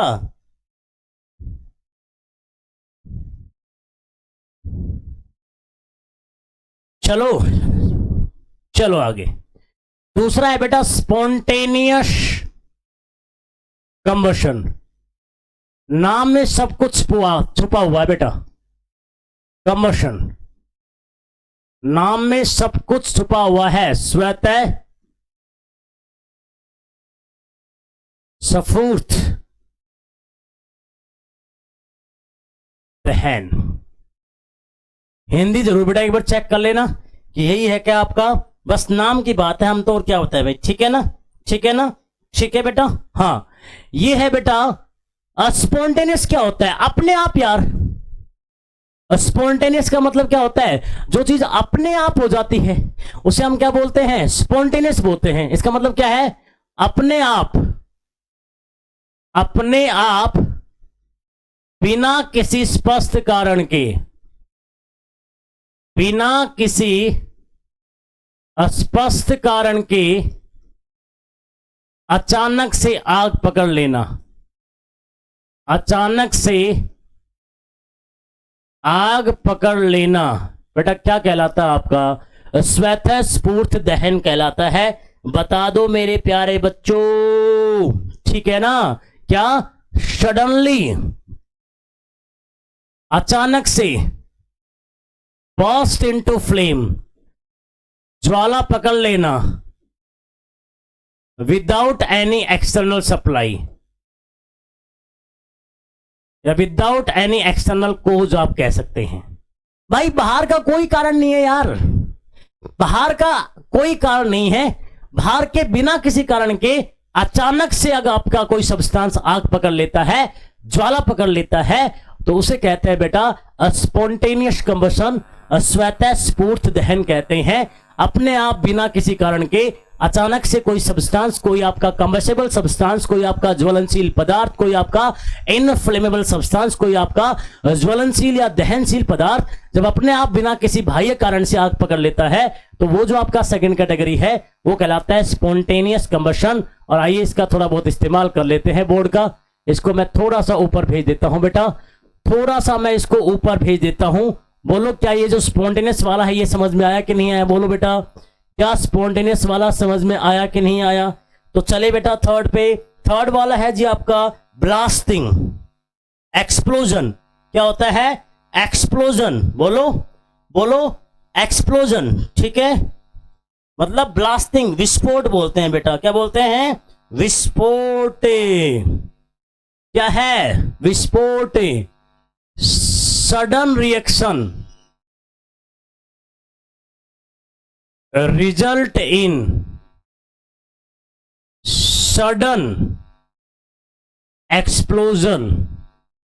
ये इसको पहले लिख लो यार, ये क्या होता है? वो तो मैंने लिखवाया नहीं सर, आपने इसका थर्ड टाइप तो नहीं लिखवाया। थर्ड टाइप होता है एक्सप्लोजन। अरे यार रे, आपके आसपास ऐसा होता रहता होगा, अचानक से विस्फोट हो जाए, कहीं बॉम्ब फट जाए, कोई गैस की फैक्ट्री में आग लग जाए, वो क्या होता है आपका? अचानक से होता है बेटा। क्या होता है? अचानक से होता है। विस्फोट नहीं देखे क्या? जितने भी आप पटाखे जलाते हो बेटा वो क्या होते हैं? विस्फोट ही तो होते हैं। बोलो, विस्फोट ही तो होते हैं। बोलो, तो ये क्या है? Sudden reaction to ignition result in, light भी निकलती है, हीट भी निकलती है, और फटता है तो साउंड तो निकलेगी ही निकलेगी। फटता है तो साउंड तो निकलेगी ही निकलेगी। और यही तो खास बात है, साउंड ही तो इन सबको अलग करती है इन बाकी दो से, है ना? सडन तो ये भी हो रहा है बिना किसी बाह्य कारण के, लेकिन ये एक ऐसा सडन आपका एक्सप्लोजन है या सडन आपका क्या है? कंबशन है, जिसमें लाइट और हीट के साथ क्या निकलती है? साउंड भी निकलती है, ध्वनि भी निकलती है बेटा, है ना? बाकी दो में ध्वनि नहीं निकल रही है, इसी में बेटा आपका क्या निकलता है? ध्वनि निकलता है, बाकी में ध्वनि नहीं निकलता है, ठीक है ना? क्या है? कुछ पदार्थों के प्रज्वलित हो जाने के कारण अचानक आग लगना। और इस आग में और क्या क्या होते हैं? इस आग में ये ऊपर लिखा है, मैं मुझे नीचे लिखने की आवश्यकता नहीं होगी शायद। इस आग में उष्मा, इस आग में प्रकाश के साथ साथ ध्वनि भी आती है। सबसे बड़ा हाईलाइट क्या है? सबसे बड़ा हाईलाइट है ध्वनि का आना, क्योंकि ध्वनि बाकी ऊपर वालों में नहीं आ रही है। कंबसन ही है यार। आग पकड़ना क्या होता है? दहन ही होता है, एक प्रकार से कंबसन ही होता है। लेकिन ऐसे कुछ पदार्थ आसपास होते हैं जिनके प्रज्वलित हो जाने के कारण, प्रज्वलित हो जाने के कारण बेटा क्या होता है? अचानक आग लग जाती है। अचानक आग लग जाती है और वो आग ना सिर्फ उष्मा देती है, ना सिर्फ प्रकाश देती है, बट बहुत तेजी से क्या करती है? ध्वनि भी देती है। बहुत तेजी से बेटा क्या करती है? ध्वनि भी देती है। और यही तो है बेटा आपका जो इन बाकी दो से इसको अलग बनाता है। बाकी दो में लाइट आ रही है, और क्या आ रही है बेटा? हीट आ रही है, बट इसमें साथ साथ क्या आ रही है? साउंड आ रही है। This is the highlight, this is the highlight, कि ये अंतर है इसका बाकी दो से। बल्कि अचानक से तो ये भी हुआ है, स्पॉन्टेनियस वाला भी, बट इसके अंदर साउंड वाला जो काम है वो एक हाईलाइट का काम है। बोलो क्लियर है क्या? वो थोड़ा इसको अलग करता है। बोलो भाई साहब, बोलो यार एक बार। 3 टाइप के मैंने आपको क्या पढ़ाए हैं? कंबशन पढ़ाए हैं। चाहो तो एक बार आप देख लो पीछे जाके। सबसे पहले रैपिड कंबशन, इसकी एक्सटर्नल सप्लाई मस्त है। इन तीनों को आप डिफरेंशिएट कीजिए, कहां से क्वेश्चन बन सकता है बेटा।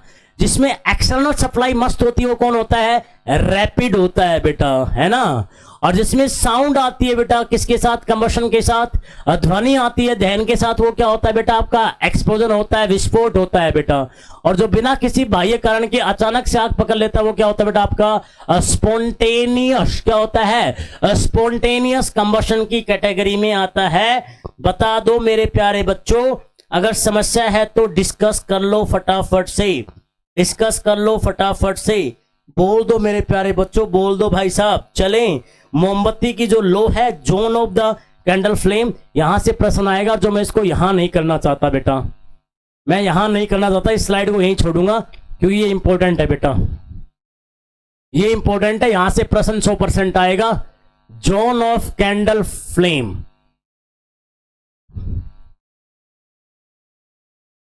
मोमबत्ती की लो के क्षेत्र, मोमबत्ती की लो के क्षेत्र, मोमबत्ती की लो के क्षेत्र, यहां से प्रश्न पक्का आएगा। इस चीज को बड़ा ही फोकस होके कर लेना है बेटा, बहुत ही फोकस होके कर लेना है। चले क्या? बोलो पक्का? ठीक है, चलो भाई। ये है आपकी मोमबत्ती, ध्यान से समझना है बेटा, इसी के अंदर प्रश्न बन जाएगा। ये है आपकी मोमबत्ती। यहां से ये जो धागा निकलता है वैक्स वाला, मोम वाला जो धागा जिसके ऊपर मोम थोड़ा लगा होता है, ये वो है आपका धागा। और यहां से निकलती है मोमबत्ती की फ्लेम।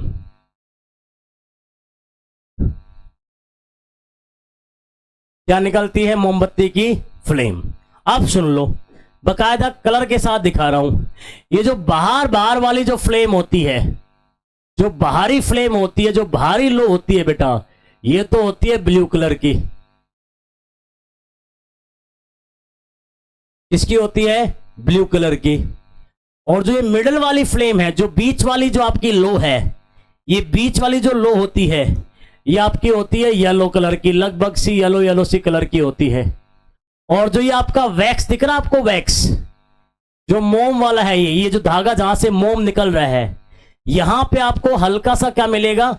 यहां पे आपको हल्का सा ये ब्लैकिश सा पार्ट दिखेगा। क्या दिखेगा? हल्का सा ब्लैकिश सा पार्ट दिखेगा, ब्लैक काला सा। बाकी यहां पे क्या होगा आपका? यहां पे आपका ये थोड़ा येलो होगा मिडल वाला, बट इसके आसपास आपको, इसके आसपास आपको ये काला काला दिखेगा। किसके आसपास? ये जो आपका वैक्स है, जो आपका मोम है, इस मोम के आसपास आपको काला काला दिखेगा। ये फ्लेम बता रहा हूं बेटा, किसकी फ्लेम बता रहा हूं मैं? मोमबत्ती की फ्लेम बता रहा हूं, मोमबत्ती की फ्लेम। बोलो क्लियर है क्या? बोलो क्लियर है क्या? बोलो क्लियर है क्या बेटा? हाँ जी। ये जो है ना, ये जो आपका बाहर वाला बोला मैंने, आउटर मोस्ट जोन जो बोला है, कलर चेंज करो भाई साहब।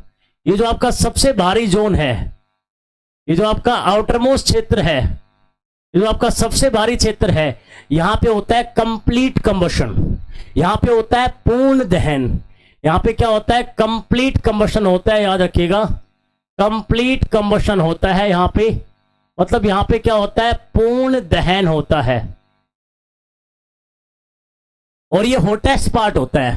क्या होता है ये हॉटेस्ट पार्ट होता है, ये सबसे गर्म पार्ट होता है। अगर इसमें आपने उंगली डाल दी ना तो आपकी उंगली जलेगी ही जलेगी।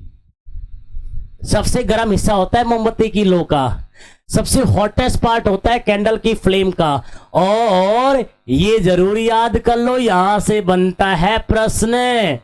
भाई साहब ब्लू कलर का होता है, यहां से बनता है प्रश्न। बोलो बोलो। हाँ, ये जो बीच वाला पार्ट है जी आपका, कौन सा पार्ट है जी आपका? मिडल वाला पार्ट। थोड़ा और ऊपर दिखा लो। ये जो आपका मिडल वाला पार्ट है जी बेटा मेरा, ये होता है आपका मिडल जोन। बीच वाला क्षेत्र होता है लो का, बीच वाला क्षेत्र। ये थोड़ा सा मिडल हॉट होता है, मतलब ना ज्यादा ठंडा ना ज्यादा गर्म। सबसे गर्म तो ये होता है, ये बाहर बाहर वाला पार्ट होता है जो लो का, ये सबसे गर्म होता है बेटा, समझ में आ रही है। ये बीच वाला हिस्सा इससे थोड़ा सा ठंडा होता है, मिडिल हॉट होता है बेटा, है ना, क्या होता है, मिडिल हॉट। और इसमें क्या होता है, पार्शियल कंबशन होता है बेटा। पार्शियल कंबशन का मतलब जानते हो क्या होता है बेटा? पार्शियल कंबशन का मतलब होता है प्यारे बच्चों, एक्चुअल में ना तो क्या है संपूर्ण दहन है और ना आपका अपूर्ण दहन है, यहां तो पूर्ण दहन है बेटा। थोड़ा बहुत कंबशन होता है, थोड़ा बहुत कंबशन रह जाता है, कुछ दहन होता है, कुछ दहन रह जाता है ना, कुछ दहन और कुछ पार्ट क्या रह जाता है, अदहन वाला रह जाता है, ना पूर्ण और ना अदहन। थोड़ा बहुत हो जाता है, थोड़ा बहुत बच जाता है, लेकिन ये कम होता है। अगर आपकी उंगली इस पार्ट में आप डालोगे ना तो आपकी उंगली उतनी नहीं जलेगी बेटा। ये जो आपका आउटर पार्ट है ये आपकी उंगली को ज्यादा जलाएगा, ये वाला पार्ट आपकी उंगली को ज्यादा नहीं जलाएगा बेटा, ये वाला पार्ट आपकी उंगली को ज्यादा नहीं जलाएगा। और जो ये नीचे वाला पार्ट है, अब मैं कलर चेंज करूंगा बेटा नीचे वाले पार्ट के लिए। ये जो आपका नीचे वाला पार्ट है बेटा, कौन से वाला, ये वाला पार्ट जो आपका ये अनबर्न्ट वैक्स है, जो आपका जला नहीं है वैक्स, अभी संपूर्ण नहीं जला आपका मोम, ये जो अनबर्न्ट वैक्स है ये रहा, ये वाला पार्ट बेटा आपका, इसको मैं इधर दिखा रहा हूं, ध्यान से देखना ये वाले पार्ट को। ये जो बिल्कुल इस मोम के आसपास है, यहां होता है अनबर्न्ट वैक्स। मतलब क्या होता है, अनबर्न्ट वैक्स। अरे भाई ठीक से लिख दो इसको, अनबर्न्ट वैक्स मतलब बिना जला मोम यहां पे होता है। वो मोम आपका जला नहीं है, बिना जला मोम होता है। ये लोअर जोन होता है, क्या होता है, ऊपर लिख लो इस बात को, तो आप इस बात को तो आप ऊपर लिख लो। ये क्या होता है, निचला क्षेत्र होता है बेटा, ये लोअर जोन होता है। और ये लीस्ट हॉट होता है। लीस्ट हॉट का मतलब समझते हो, ये सबसे कम गर्म होता है, सबसे अधिक गर्म ये, उसके बाद ये बीच वाला हिस्सा, और उसके बाद आपका ये जो सबसे कम गर्म होता है, ये जो आपका यहां से वैक्स निकल रहा है मोमबत्ती का, जो अभी पूरा जला नहीं है, अनबर्न्ट है, बिना जला हुआ मोम है, ये सबसे होता है लीस्ट। और इसका कलर याद रखना बेटा, क्या कलर है इसका, इसका कलर है बेटा ब्लैक कलर, याद रखना कैसा कलर है, ब्लैक कलर। और जो इसका कलर था बच्चा, जो इसका कलर था बच्चा, जो आपने यहां लिखा है, इसका कलर होता है याद रखना येलो कलर। जो बीच वाला हिस्सा होता है उसका बेटा कैसा कलर होता है, पीला रंग होता है। कैसा रंग होता है, पीला रंग होता है। इसका रंग होता है पीला, इसका रंग होता है नीला, और इसका रंग होता है काला। ये रंगों पे सवाल आ जाते हैं। हॉटेस्ट पार्ट कौन सा है उस पे सवाल आ जाते हैं, सबसे कम हॉट वाला पार्ट कौन सा है उस पे सवाल आ जाते हैं। तैयार रहना इन सवालों के लिए। कहने का मतलब क्या है, इंपॉर्टेंट टॉपिक है भाई साहब। कैसा टॉपिक है, इंपॉर्टेंट टॉपिक है, जहां से प्रश्न पूछे जाने की संपूर्ण संभावना है इस बार के एनवीएस लैब अटेंडेंट के एग्जामिनेशन में। ये तो आपका कैंडल वैक्स है ही, ये क्या आपका कैंडल वैक्स है ही, ये तो मोमबत्ती का मोम है ही, ये तो क्या है, मोमबत्ती का आपका क्या है, मोम है ही। नीचे जो कैंडल है ये तो कैंडल वैक्स ही आपका, सिंपल सी बात है। बोलो भाई साहब, बढ़िया से डिटेल में समझाया है। फॉर्मेलिटी नहीं होती है यहाँ पे फॉर्मेलिटी नहीं होती है। इसका दहन बिल्कुल नहीं हुआ है, ये अदहन वाला है, ये तो जला ही नहीं है, अनबर्न्ड पार्ट है। इसका कंप्लीट कंबशन हो गया है, इसका बीच में है, कुछ दहन हुआ है, कुछ दहन नहीं हुआ, कुछ कंबशन हुआ है, कुछ कंबशन नहीं हुआ। मेरे प्यारे विद्यार्थियों, इंपॉर्टेंट है, इसको मत चूक जाना। प्रश्न बनने की संभावना पूरी है इससे इस बार के एनवीएस लैब के एग्जाम में। फटाफट से सीख लो और फटाफट से स्क्रीनशॉट ले लो, ताकि हम बढ़ जाएं आगे, ताकि हम बढ़ जाएं आगे। ठीक है क्या?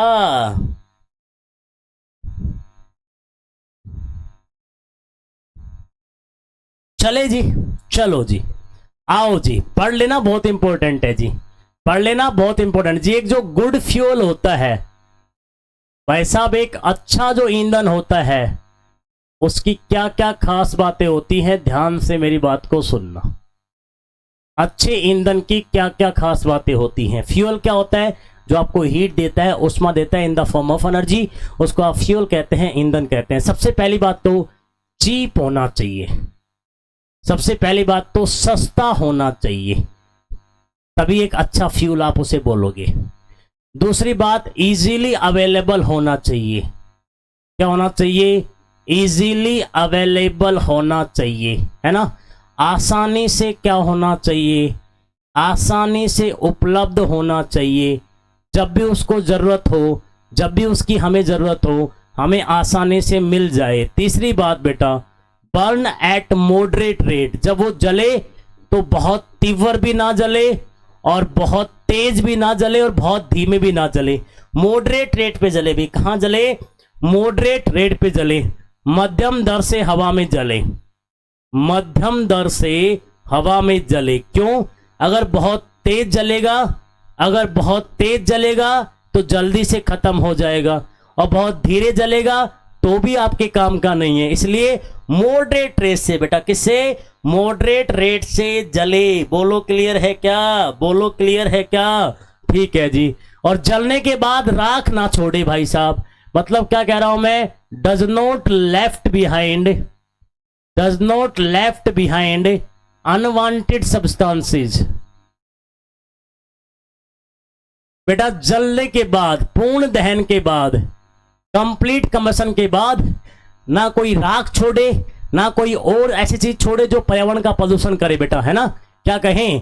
पूर्ण दहन के बाद, पूर्ण दहन के बाद, पूर्ण दहन के बाद अनवांछित पदार्थ ना छोड़े, अनवांछित पदार्थ ना छोड़े। बेटा अगर एक गुड फ्यूल है तो वो अनवांछित पदार्थ पूर्ण दहन के बाद नहीं छोड़ेगा। जैसे लकड़ी का एग्जांपल लो आप बहुत यूज करते हो लकड़ी को, मम्मी चूल्हे में खाना बनाती है ना, लकड़ी का इस्तेमाल करके, वुड का इस्तेमाल करके। जलने के बाद बहुत सारी राख छोड़ देते हैं बेटा, है ना। वो राख क्या है बेटा? ये अनवांटेड सब्सटेंस तो है, अवांछित पदार्थ तो है। कोयला ले लो बेटा, जलने के बाद राख छोड़ता है। आपका उपला ले लो, मतलब काउडंग ले लो, गोबर ले लो, जलने के बाद क्या करता है? बहुत अनवांछित पदार्थ छोड़ता है। तो that is not a good sign, वो एक अच्छी बात नहीं है बेटा, ना छोड़े। उसके बाद does not pollute, does not pollute मतलब पर्यावरण में पॉल्यूशन ना करें, मतलब पर्यावरण को प्रदूषित ना करें, पर्यावरण को प्रदूषित ना करे बेटा, है ना, ना करे। अगर एक अच्छा फ्यूल उसको आप कहना चाहते हो तो वो पर्यावरण में कोई प्रदूषण ना करे। अब ये जो कोयला है, पेट्रोलियम है, वुड है, चारकोल है, इनको जब आप जलाते हैं ना तो इससे ऐसी बहुत सारी गैसेस निकलती है, जैसे कि कार्बन डाइऑक्साइड होगी, कार्बन मोनोऑक्साइड होगी, है सल्फर डाइऑक्साइड होगी, जो आपके एटमॉस्फेयर के लिए बिल्कुल भी अच्छी नहीं है। इनसे क्या होता है? ग्रीन हाउस इफेक्ट होता है, ग्रीन हाउस प्रभाव होता है बेटा। और लास्ट चीज क्या है बेटा? रिन्यूएबल होना चाहिए। अच्छी बात है ना, नवीकरणीय होना चाहिए। मतलब अगर खत्म हो भी जाए तो उसको हम दोबारा बना सकें। ऐसा नहीं अगर एक बार खत्म हो गया तो फिर मिलेगा ही नहीं, अगर एक बार खत्म हो भी जाए तो उसको हम दोबारा से बना पाए, ऐसा उसके अंदर बेटा क्या होना चाहिए? गुण होना चाहिए। किसके अंदर? ये सब किसकी प्रॉपर्टीज हैं? This all are the properties of a good fuel. एक अच्छा ईंधन उसी को बोलेंगे जो सस्ता हो, आसानी से मिल जाए, मध्यम दर पे जले और अनवांछित पदार्थ ना छोड़े जलने के बाद, और पर्यावरण को प्रदूषित ना करे, और वो नवीकरणीय हो, रिन्यूएबल हो। भाई साहब क्लियर है क्या? These are the qualities of good fuel. फटाफट से स्क्रीनशॉट ले लो बेटा, गुड फ्यूल की क्वालिटीज का फटाफट से ले लो आपका स्क्रीनशॉट। दो छोटी छोटी बातें बताऊंगा, है ना, दो छोटी छोटी बातें बताऊंगा बेटा, उसके बाद हम खत्म कर देंगे इस चैप्टर को। ले लो फटाफट से स्क्रीनशॉट।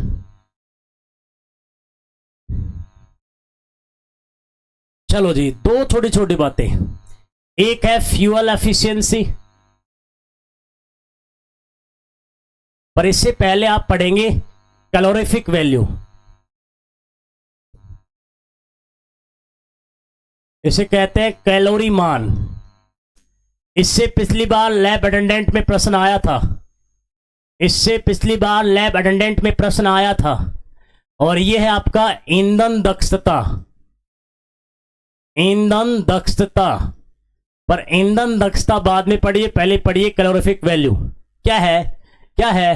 क्या है कि energy given by fuel, energy given by complete combustion of, complete combustion of 1 kg of fuel, है ना।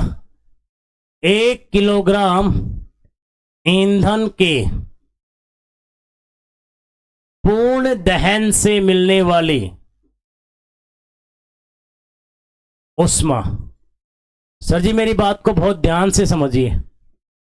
कोई भी आप ईंधन ले लो, जैसे कि आपका वुडी है, लकड़ी है, 1 किलो लकड़ी को आप कंप्लीट कम्बशन कर दो, पूर्ण दहन कर दो, संपूर्ण दहन कर दो, पूरी तरीके से जला दो आप। 1 किलो लकड़ी की खपत के बाद, उसके कंप्लीट कंबशन के बाद, उसके पूर्ण दहन के बाद जितनी हीट आपको मिलेगी, जितनी ऊष्मा आपको मिलेगी, वो उस फ्यूल की क्या कहलाती है? कैलोरीफिक वैल्यू कहलाती है। वो उस फ्यूल की क्या कहलाती है? कैलोरी मान कहलाती है। डीजल ले लो, 1 किलो डीजल ले लो, उसको कंप्लीट कंबशन कर दो, पूर्ण दहन कर दो, पूरी तरीके से जला दो, जब तक वो जलता है उसको जलने दो बेटा।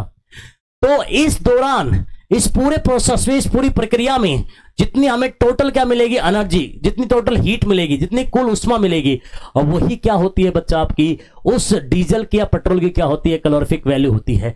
सवाल सुन लो, कैसे एक्सप्रेस करते हैं? इसकी जो यूनिट होती है वो क्या होती है? इकाई क्या होती है? सिंपल सी बात है भाई, आप 1 किलो में निकाल रहे हो उष्मा, तो यह आएगी किलो जूल पर किलोग्राम। मतलब 1 किलोग्राम में कितना किलो जूल हीट आ रही है, मतलब 1 केजी में कितना किलो जूल उष्मा आ रही है, ये इसकी इकाई होती है, किलो जूल पर केजी। और इसी पे सवाल था, पहले ये सुन लो बेटा। फ्यूल एफिशिएंसी जो होती है, ये जो आपकी होती है, depend on calorific value, depend on calorific value. Simple सी बात है ना? कैलोरी मान पे निर्भर है भाई साहब। किस पे निर्भर है? कैलोरी मान पर निर्भर है। मतलब क्या है भाई साहब? मतलब क्या है भाई साहब? मतलब जो फ्यूल एफिशिएंसी है, जो ईंधन दक्षता है, आप कह सकते हैं, क्या कह सकते हैं आप? ईंधन दक्षता है, वो सीधा प्रोपोर्शनल है, डायरेक्टली प्रोपोर्शनल है, समानुपाती है किसके? कैलोरीफिक वैल्यू के। कैलोरीफिक वैल्यू के, जिस फ्यूल की कैलोरीफिक वैल्यू ज्यादा होगी वो ज्यादा एफिशिएंट होगा बेटा, है ना? कैलोरी मान के क्या होता है? समानुपाती होता है। कहने का मतलब क्या है? जिस ईंधन का कैलोरी मान ज्यादा होगा वो उतना ही क्या होगा? उसकी दक्षता क्या होगी? ज्यादा। कम होगा उतना ही उसकी दक्षता क्या होगी? कम। पिछली बार क्या सवाल आया था? सुन लो मेरी बात। कोई भी फ्यूल मान लो, मैं कोई स्पेसिफिक बात नहीं कर रहा, मैं एक जनरल एग्जांपल दे रहा हूं। मान लो, एक जनरल एग्जांपल दे रहा हूं, मान लो पेट्रोल ही है, मान लो पेट्रोल आपका एक फ्यूल है। पिछली बार एक सवाल आया था कि पेट्रोल की जो कैलोरीफिक वैल्यू है वो कह रहा था 40 किलो जूल पर किलोग्राम है, ऐसा कुछ सवाल आया था पिछली बार। मान लो एक फ्यूल है पेट्रोल, मैं ये पेट्रोल नहीं था पिछले एग्जाम में, मैं आपको उससे का एक एग्जांपल दे रहा हूं। कोई भी फ्यूल ले लो आप, पेट्रोल मैंने एक फ्यूल ले लिया, इसकी जो कैलोरीफिक वैल्यू है, कैलोरी मान है, वो 40 किलो जूल पर किलोग्राम है। तो कहेगा 120 किलोग्राम पेट्रोल को जलाने में हमें कितनी ऊष्मा मिलेगी? अरे यार, तो बोलेगा 120 किलो पेट्रोल को बर्न करने में, 120 किलो पेट्रोल को बर्न करने में, जलाने में हमें कुल कितनी हीट मिलेगी, कुल कितनी ऊष्मा मिलेगी? सिंपल सी बात है भाई साहब, 1 किलो को जलाने में मुझे 40 किलो जूल ऊष्मा मिल रही है भाई साहब। 1 किलो को संपूर्ण जलाने में मुझे 40 किलो जूल की हीट मिल रही है, ऊष्मा मिल रही है। अब तुमसे पूछा 120 किलो को जलाने में कितनी ऊष्मा मिलेगी, तो 120 किलो को जलाने में ऊष्मा मिलेगी 40 गुणा 120, यह आएगा 12 चौका आपका कितना आएगा? 48, है ना? 48 और 2 जीरो, ये 4800 किलो जूल कुल ऊष्मा हमारा 120 किलो का पेट्रोल जलने के बाद हमें मिलने वाली है। ऐसा सवाल पिछली बार के एनवीएस लैब अटेंडेंट के एग्जामिनेशन में पूछा गया था बेटा। सेम ऐसा सवाल पिछली बार के एनवीएस लैब अटेंडेंट के एग्जामिनेशन में आप बच्चों से पूछा गया था कि ऐसा कुछ है। उल्टा भी कह सकता है, क्या कह सकता है? बोल दे ये इसकी कैलोरीफिक वैल्यू है, तो बोलेगा कि भाई साहब 4800 किलो जूल अगर आपका पेट्रोल दे रहा है तो बताओ कितना किलो पेट्रोल जलाना पड़ेगा? उल्टा सवाल भी कर सकता है। 4800 किलो जूल हीट अगर आपका पेट्रोल दे रहा है तो कितना किलो पेट्रोल हमें जलाना पड़ेगा? सवाल को उल्टा भी कर सकता है। क्या समस्या है? यहां से आपको एक बात तो समझ में आ गई ना कि 1 किलो से 40 किलो जूल क्या मिल रही है? हमें ऊष्मा मिल रही है। इसी को घुमा दो, क्या दिक्कत है? ऐसा सवाल आया था, बोलो। ठीक है, छोटा सा चैप्टर था, प्यारा सा चैप्टर था। मोमबत्ती की जो फ्लो है और जो फ्लेम ऑफ कैंडल है उन्हें बढ़िया से पढ़ लेना, और ये जो कैलोरीफिक वैल्यू है इसे बढ़िया से पढ़ लेना बेटा। ये दो बड़े इंपॉर्टेंट हॉट टॉपिक इस चैप्टर से बनते हैं। शायद आपको कंटेंट बहुत बढ़िया से समझ में आया होगा। अच्छे से समझ में आया होगा सर ने क्या पढ़ाया है, मजा आया होगा पढ़ के। और सर के क्लास का यही ट्रेडमार्क है, यहां से पढ़ के जाओगे तो मजा आएगा, ऐसा फील होगा कि हाँ सर, ऐसा लग रहा है कि सर हम आपके साथ क्लास में बैठ के पढ़ रहे हैं, हम आपके क्लासरूम स्टूडेंट हैं, हम आपके ऑफलाइन स्टूडेंट हैं। आप सर हमसे ऐसा ट्रैक करते हो, जैसे ऐसा इंटरेक्ट करते हो हमसे सर आप, जैसे कि हम आपके बिल्कुल ऑफलाइन स्टूडेंट हैं। इस तरीके से आप हमें पढ़ाते हो बेटा, यही तो ट्रेडमार्क है सर का, यही तो ट्रेडमार्क है सर का। सारा दिन सर यही तो काम करते हैं और सर का यही तो लक्ष्य है कि बच्चा यहां से कुछ ना कुछ लेके जाए यार, बच्चा यहां से कुछ ना कुछ लेके जाए, जीवन में कभी हमें याद करे कि हाँ यार हम सर से पढ़ के आए थे। ठीक है ना, लोगों के कहने से विजय सर को कुछ नहीं फर्क पड़ता बेटा। लोग कह दे कि यार विजय सर को ये कर दिया, वो कर दिया, ये बना दिया, वो बना दिया। अरे भाई, आप शायद उन लोगों को ये नहीं पता होगा कि जब तुम इस टीचिंग करियर में आए थे तो आपसे 2-3 साल पहले से सर विजय सर ऑफलाइन पढ़ा रहे हैं। और ऑफलाइन ऑनलाइन में फर्क क्या है, वही तो बात है। जैसे मैं दिल से मेरे बच्चों को ऑफलाइन में बात करता हूं, उसी दिल से मैं बच्चों से ऑनलाइन में बात कर लेता हूं। भाई साहब फर्क क्या है बताओ आप मुझे तो अडॉप्ट होने में ज्यादा टाइम नहीं लगा, बिल्कुल नहीं लगा। तो किसने दिया भाई, ये बात छोड़ो कि आपने किसी को ये दे दिया, एहसान कर दिया, है ना। ये सब एक घमंड है, ये सब एक ईगो है, ये सब एक फॉल्स इल्यूजन है, ये सब एक नीचता है, ये सब एक नीच सोच है कि मैंने उसको बना दिया। भाई कोई किसी को नहीं बनाता है, भाई कोई किसी को नहीं बनाता है ना, है ना, कोई किसी को नहीं बनाता है। अगर इसी का रिवर्स मारना हो तो इतना दे के आया हूं, इतना दे के आया हूं जो तूने इमेजिन नहीं किया होगा, है ना। सिंपल सी बात है बेटा, आप सब भी जानते हो, है ना। बट क्या करें सर, हम सोचते हैं कि यार चलो ठीक है, लेट गो करो, क्या फर्क पड़ता है। हमें बच्चों को देना है ना, मुझे मेरे प्यारे बच्चों को समझाना है ना, मुझे मेरे प्यारे बच्चों के साथ मिलकर काम करना है ना, मुझे उनको आगे तक पहुंचाना है ना। बाकी साइड का देखना बंद कर दिया विजय सर ने। विजय सर दो ही चीज देखते हैं, खुद की मेहनत और बच्चों का भविष्य, खुद की मेहनत और बच्चों का भविष्य। ठीक है, इसी तरीके से मेहनत करते रहेंगे। जो मेरे नए व्यूअर आते हैं, कंटेंट अच्छा लगता है, बहुत अच्छा लगता है, मजा आता है पढ़कर, तो आप सभी से रिक्वेस्ट है इस चैनल को लाइक करना है आपको बेटा, वीडियोस को कमेंट करना है वीडियोस पे, और चैनल को सब्सक्राइब जरूर करें बेटा। और कंटेंट अच्छा लगे तो इसको अपने साथियों तक अवश्य पहुंचाएं, उनको जरूर बोले कि बढ़िया लेवल का कंटेंट इस चैनल पे मिल रहा है। इस चैनल को आगे बढ़ाना आपका काम है। ये जो छोटा सा पौधा लगाया है इसको वट वृक्ष बनाना है, इसको बहुत बड़ा पौधा बनाना है, बहुत बड़ा पेड़ बनाना आप ये कहो, और वो उसमें आपका योगदान बहुत जरूरी है, मस्ट है। साथ इसी तरीके देते रहिए, विजय सर आपको लगातार बढ़िया कंटेंट आपको प्रोवाइड करवाते रहेंगे। हम मिलेंगे जल्दी अगले क्लास में, तब तक के लिए खुश रहो, मस्त रहो, आबाद रहो, जिंदाबाद रहो। माँ बाप की सेवा करो, इज्जत करो और उनके लक्ष्य की प्राप्ति के लिए दिन रात मेहनत करो। मैं मिलूंगा जल्दी अगले क्लास में, तब तक के लिए जय हिंद, जय भारत।